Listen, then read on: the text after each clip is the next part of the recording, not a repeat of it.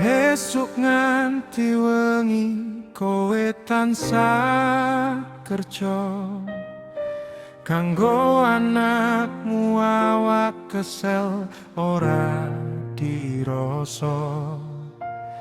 Keringetmu dadi saksi perjuangan nyata. Aku gede saka sabar tulusmu nerimo.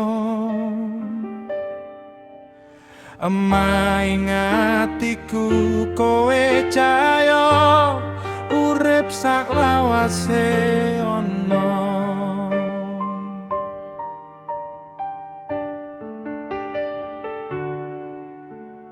Nalika aku nangis kowe sing pertama ana, ngusap sirahku nganggo tangan sing prasaja. Senajan urip kerep maringi coba, kowe tetep mesem delikno loro. Kabeh kuwi mung demi aku supaya urip mulya.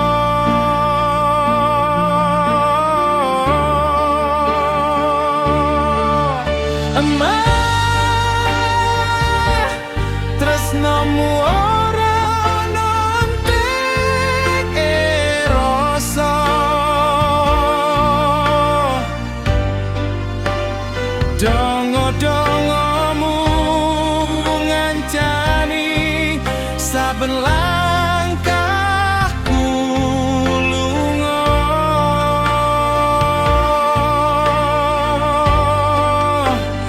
Pengorbananmu ora bakal bisa tak bales sekabeh.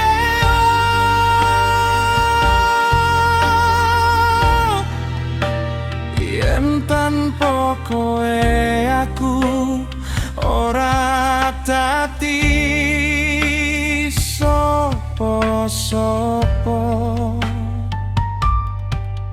Emah jenengmu tak simpen jerone ati salawase ono. Yen mangko wektu njupuk kowe saka donya, lan aku mung bisa ndonga saka adoh kono. Percaya mah tresnoku ora bakal sirna, jenengmu tak sebut ing saben sujud lan panyuwuna.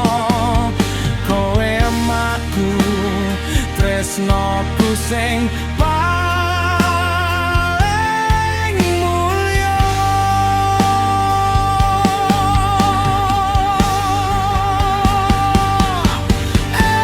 Emah yen aku sukses ing sawijining dina,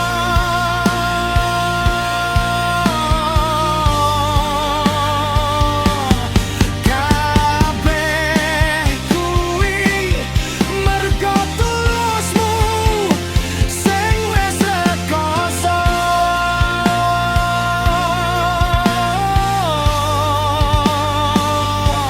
Nyun ngapura yen aku kerep gawe lara.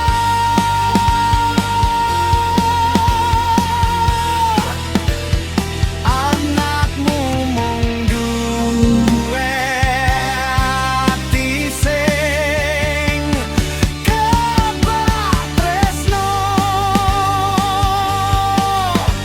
kanggo kowe mah nganti pungkasane